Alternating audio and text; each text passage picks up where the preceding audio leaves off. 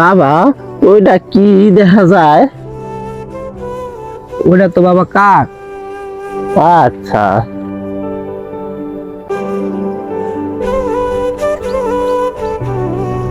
বাবা, এইটা কি?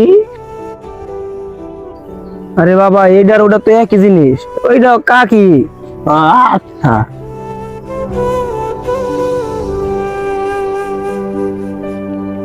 বাবা, এইটা কি? এটা কালো, তুমি চোখ দেখতে পাইতেছো না?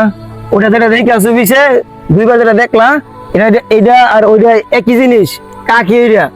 তোমার একটা কথা বলতে হবে, তোমার কি মন দেয় না?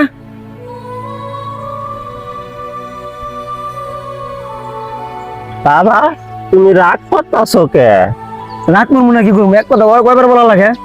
তুমি বারে বারে একই প্রশ্ন করতেছো, তার রাগ করবো না। বাবা, তুমি যখন ছোট ছিলা তখন এই রাস্তা দিয়ে তোমার নিয়ে বাজারে যাইতাম। তো তুমি এরকম একবার জিজ্ঞাসা করছিলা, বাবা এটা কি? আমি কইছিলাম কাক। আবার কিছু দূর যাস পরে তুমি কইছিলা, বাবা এটা কি? আমি কইছি কাক। আবার কিছু দূর গেছি, পরে তুমি আবার জিজ্ঞাসা করছিলা, বাবা এটা কি? আমি কইছি কাক। এইভাবে বাবা জিজ্ঞাসা করতে করতে প্রায় 10-15 বার জিজ্ঞাসিলা, আমি কইছি কাক। তো বাবা, আমি একবারও রাগ করি নাই, কারণ বয়স হয়ে গেছে গা, চোহে কম দেখি, মনে থাকে না বাবা কোনটা কি।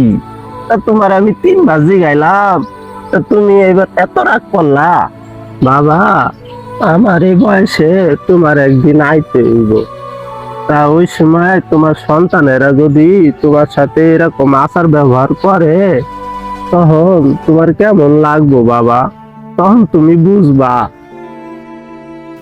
বাবা মা বৃদ্ধ হলে আমাদের কাছে বোঝা হয়ে উঠে, অল্পতে আমরা তাদের উপর রেগে উঠি।